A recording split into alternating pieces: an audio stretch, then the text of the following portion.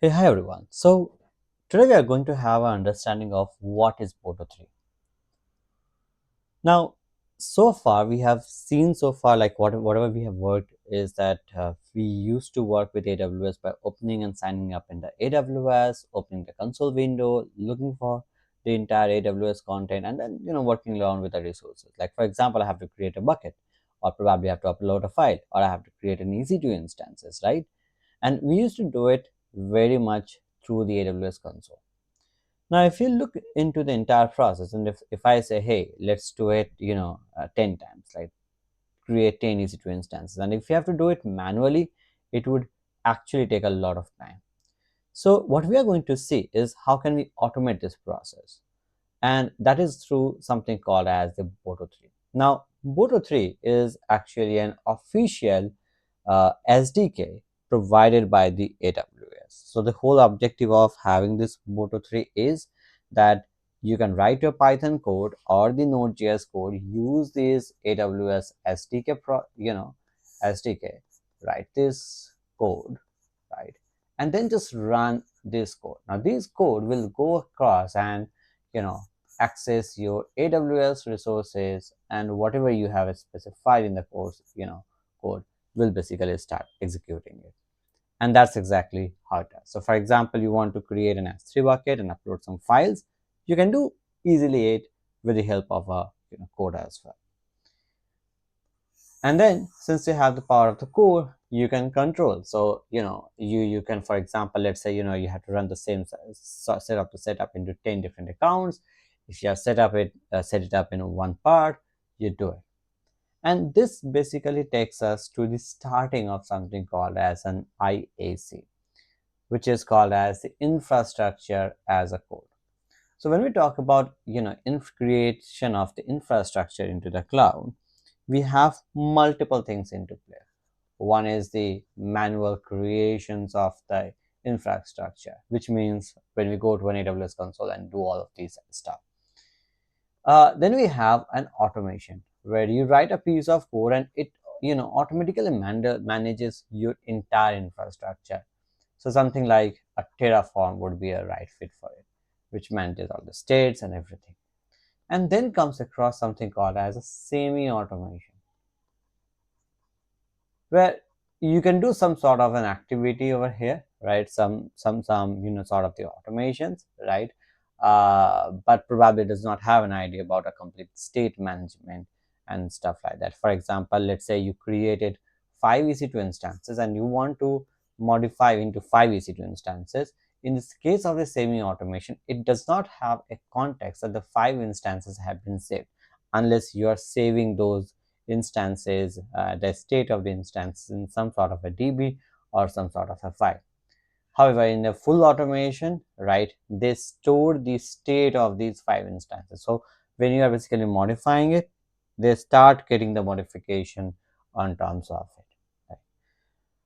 So what we're going to do today is we'll look into the semi-automation. This is exactly where the Boto3 basically lies. Now the use case of the Boto3 is also on things like Lambda function. So when you are basically automating some of the task, let's say I want to take a backup of at every midnight I have to take a backup of my database from RDS, right? And then you want to basically trigger something, right?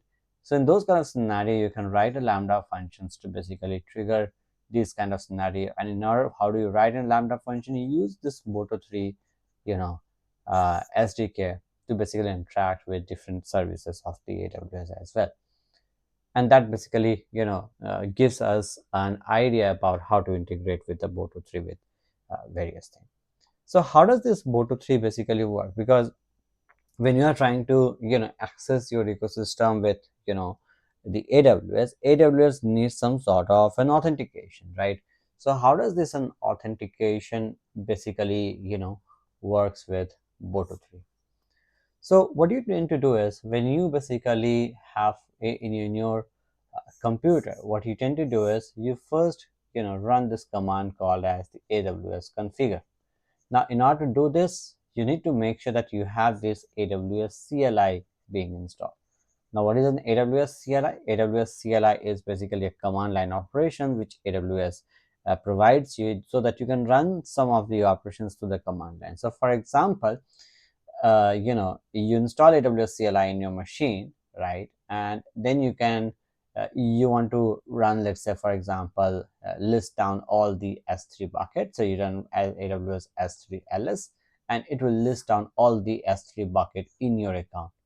So you install this AWS CLI, you run this AWS configure, it will ask you for the, some sort of the credentials of your account. You configure the credential of the account, and whenever you run this command, these command basically, takes the authentication from the stored credentials that you have, stored here, right? So once you have done that, these things basically work. So what Boto3 does, so when you are basically running this Boto3, there are two ways to do an authentication. One is directly explicitly providing these authentication secret and the IDs, right, into the code as well, right? Into the code you are embedding it. But it's a bad practice in the industry. We don't encourage this because this code can be exposed, and hence your secrets can be compromised as well. So what's the other method? The other method is to basically put across your ecosystem into your you configure your account with AWS CLI, right? And then you use this code and let the Boto3 handle the authentication code from the environment itself. And this is the right way. But in order to work with that is that whenever you need to run this specific sort of the code in any laptop, you need to make sure that AWS configure is the configure. So what I'm going to do is I'll just quickly show you how do you do it with an AWS configure. So in order to install with an AWS CLI is something I would suggest you that you guys do it by yourself. You just search for an AWS CLI. You just search for an AWS CLI. Go to an AWS CLI, and from here you can look for the place to basically install these product all together, right? Very much pretty much the easy way to basically work around with an AWS CLI. Now what next we are going to look after is that how do we configure these AWS? Like, in order to configure an AWS CLI, first you do is you open your terminal. So right now I have my terminal with me. I'll just increase the font size, and then in your AWS configure, so you just run, if you just run AWS command, right, and if the AWS is perfectly installed, it will throw an output like, hey, AWS is installed. Then you run this command called as AWS configure, right, and it will show you right now, for example, in my case, I have already have configured it, but in your case, it will basically show it to you. Now how do you get this credentials for the AWS configure to work? You go to your AWS account, and then you go to your security credentials. On the right hand side top, you see the security credentials. You see the security credentials, you look for those security credentials, and then you go on the bottom and you see the access key option. You click on the create access key. In my case, it's already configured. In your case, if you want to use it, you choose the other one, and then you click on next. You click on create access key, right, and it will basically create the access key for you. So you can simply go ahead, and whatever the access key that you have created, you can just keep on specifying those access key, and it will basically go ahead and configure. So right now I'm not doing an access key altogether, but yes, these are the things. Okay, let me just show it to you once again, because I think you guys might mess up in some of the parameter. Just stop it. So access key, I'm just storing this. Default region name, you can select the default region name according to your requirement. So I'm just selecting from the Mumbai region AP South 1. You know how to do it. And then it will ask you for default output format. So when you are running this AWS CLI, it will show you the output in which sort of the format. The default format is a JSON format. So just find a JSON, and then you are done with that, right? So this is a generic way of how do you configure your AWS with it. So if it worked right, so you must have, if you just run AWS S3 and ls for a simple confirmation, you see all these informations and everything, like all these buckets which has been created. If you're seeing something like this, if you already have the bucket, everything has been configured perfectly fine, and then you can proceed with the Boto3 command. Now what we are going to do, we are going to literally run through the Boto3 command in order to do the same kind of ecosystem, where we are going to write a Boto3 and probably going to you know, list down all the, you know, buckets, you know, from Boto3. So it's a very you know, easiest way to basically, you know, work around. So what I'll do is I'll basically write, let's say, s3.py, because I love Python, and you know, you can use Boto3 for other SDK. If you're a Node.js developer, love JavaScript, then definitely go ahead and use it, right? Okay, so first thing is, like, you know, you have to make sure that Boto3 is installed. So pip install Boto3. Now, I highly encourage you guys to, you know, keep and maintaining, you know, maintain these things. So just run requirements.txt, and then you write Boto3. Maintain this, you know, requirements, whatever you guys are going to use it, and then you can just run like import Boto3. So okay, if you need to create a virtual environment, just in case if your, you know, applications isn't the libraries are not installing, create a virtual environment and then play with it. Okay, so next is, then we have this s3 client, right, equal to boto3 dot client, right, and then you select an s3. Now you might be wondering, you know, Prashant, how do you, you know, remember all these sort of the code, like from where, you know, all these, you know, kind of ecosystem basically come down. So we, you know, in Boto3, the AWS basically provides a very good documentation with the Boto3. So AWS Boto3, right, Boto3 documentation. So you just go to the documentation of the Boto3, and this is exactly going to be my one-stop solution for it. And this is also the part like where you can use a GenAI to do a lot of automations as well. Okay. Uh, Anyway, coming back to the same discussion. So you want to use a Boto3, right? You can go ahead and use a Boto3 for that purpose. So for bucket S3, you know, so it doesn't specify that. Now it specify a resource on the S3. However, I was writing an client. Now the difference between a client and resource is client is a bit low level, right? And resource is a high level. So it can work around with both of it at this point of the time. Okay, so anyway, like, okay, it's specified. I'll just go ahead and, you know, go with the copy pasting of the code, because that's exactly what's specified. So you see, like, I've been, like, you know, copy pasting the code which is already being there, and literally doing nothing much of it, right?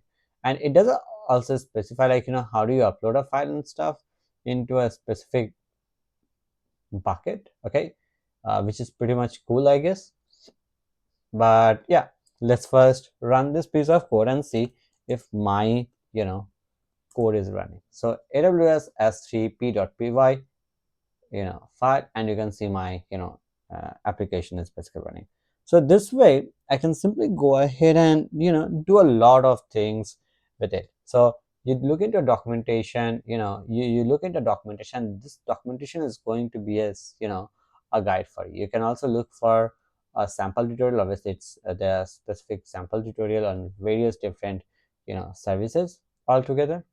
My personal suggestion is that you go to this, you know, services file, where you see all these services being there. So for example, you want to work with EC2 instances, you go to EC2, and then you can, you know, look for the way that how the EC2 instance service is working. So like client, you know, EC2, and then you can see, like, you know, list something, you know, and then you look for. So there's different methods which is available to do, you know, different. So for example, you want to create a VPC, you have a method for creation of a VPC. So there's so many things which is basically being available for you to basically, you know, do the task as well. And when you are already creating a VPC, sorry, the EC2 instances, you need to probably specify a lot of information which we need to provide the, you know, information about the volumes. We need to provide the information about the VPCs and everything. So when you're writing a full-fledged EC2 instance code,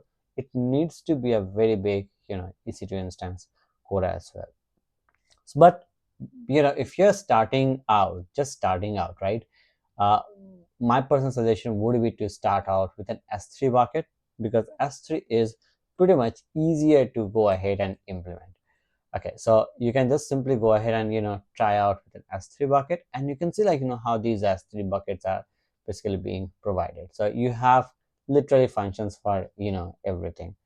And that's more or less, working with AWS Boto3 basically means that you have to look for an AWS, you have to look for the documentation heavily all across, and you just cannot like uh, even that bucket, right? So okay, let's see if I have a create method or not. Okay, so as you can see, I have a create bucket method. So if you click on create bucket, right, you can look for the entire documentation, and I personally suggest to read out this documentation, what this method is doing, right? And then you see like how they have been trying to include what are the different parameters you can actually include, and this is how you're going to work around. So you can only work around if you have gone through this entire processes perfectly, right? So that's all for the very starting. So what we did is like we quickly went ahead and we started configuring our S3 code. So we configured our Boto3. We wrote a very simple Boto3 altogether and then ran across. Now, if you're interested in how to automate this with a GenAI, watch my other videos, which is there with an GenAI capability and integrating with a Boto3 as well. Something you might be very much interested in seeing that how this AWS accessing the AWS resources in the future, specifically in the form of the GenAI, is basically working around. So that's all for this video. I hope you learned something. If you did, uh, put a like button. Thanks.